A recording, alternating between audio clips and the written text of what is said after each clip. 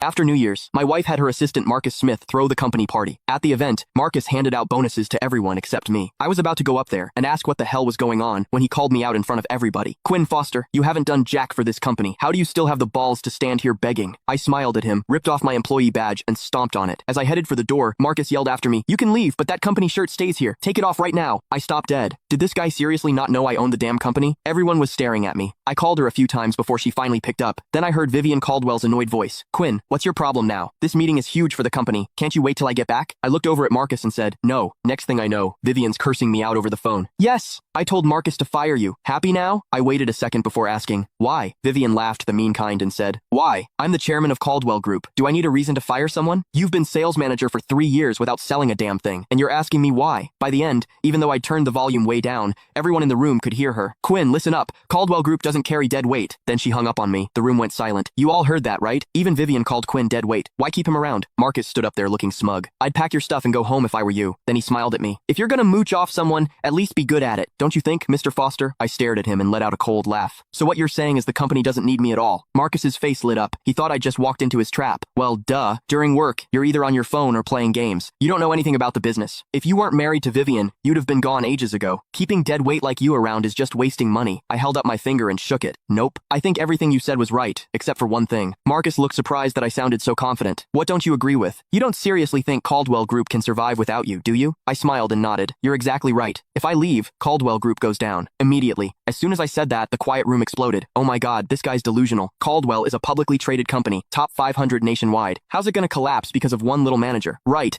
This guy just rides on being the chairman's husband. He's been lazy for 3 years, doing nothing but collecting a paycheck. He's disgusting. How do people like this even exist? Pretty boy freeloader just dropped dead already. The trash talk got louder and louder, but I didn't care, because every word I said was true. Caldwell Group went from a tiny nobody company 3 years ago to a publicly traded corporation with over 10,000 employees, and that was all me. Or really, the connections I brought. It had nothing to do with Vivian. Back then, Caldwell Group's founder, Gregory Caldwell, flew all the way from Boston to New York just to beg me to marry his granddaughter, and he had a marriage contract with him. It did have my grandfather's signature on it. I was young and didn't know what love was. I figured if Grandpa set it up this way, he had his reasons. But I never thought that after building Caldwell Group into what it is today, they'd turn around and call me dead weight. That pissed me off. Right then, I decided to confront Gregory Caldwell face to face and ask him straight up if the Caldwell family was planning to screw me over. If he kept Vivian as chairman, I'd have no problem sending the Caldwell family right back to where they were 3 years ago. Wait, just as I turned to leave, Marcus called out, "You're just gonna walk out like that?" I slowly turned back around. "What? You gonna invite me to stay for dinner?" Marcus stared at me with this nasty grin before saying,